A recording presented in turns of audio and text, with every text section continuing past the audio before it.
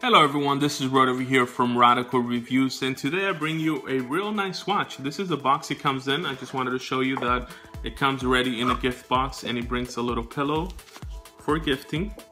And let me show you the actual piece right here.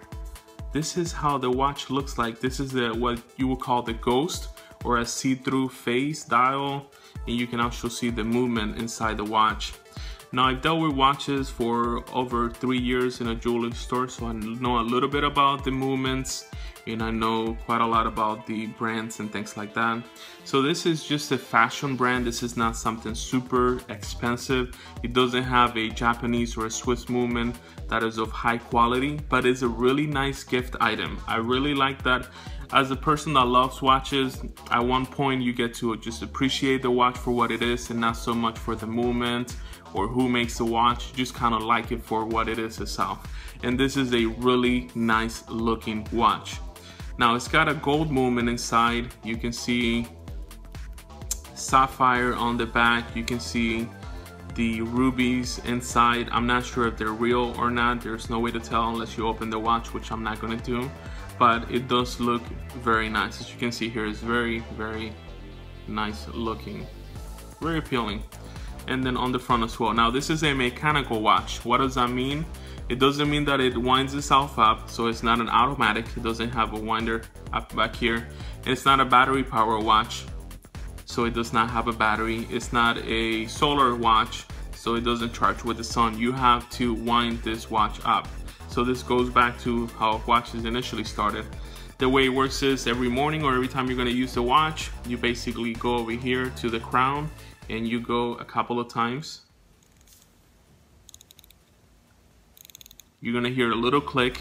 You want to do that about 4 times. Now, a lot of people do it, and that's how they break it, is they go there and start winding it, and they could spend 30 minutes winding that thing and it's going to break. It's not supposed to do that. You're supposed to do it about 4 times and that's it. Leave it alone. It will hold the charge for a day, 2 days, depending on the watch.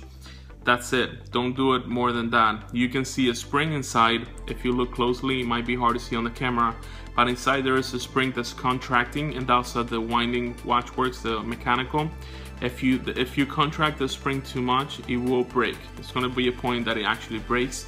So if you want to use a safety, just look at the spring inside. Once it gets a little bit tightened 3 or 4 times, that's more than enough to hold you for a couple of days. And then you can see the actual gears on the watch again from the front and back. It has a really nice mechanical look to it, kind of industrial look to it in the front right here with the sections. To set the time, you take the crown and you pull it out just once. It's only got 1 step, and then you can set the time. Now, one thing I want to mention with mechanical or automatic watches, you always want to go clockwise. Never go backwards. If you skip it, go all the way around.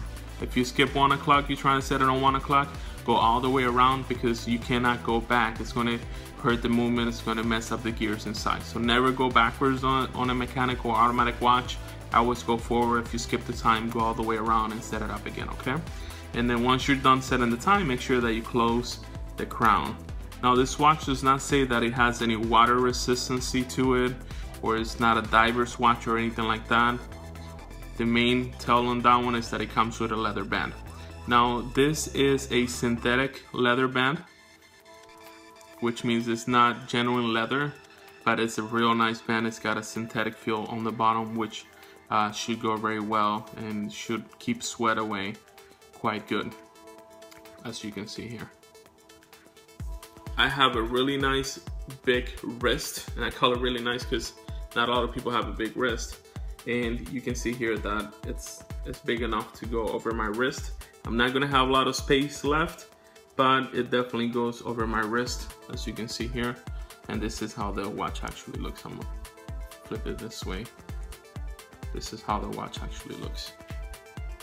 So once again, it is a really, really appealing watch. I hope you guys like this item as much as I did, and you have a wonderful day. Take care, okay?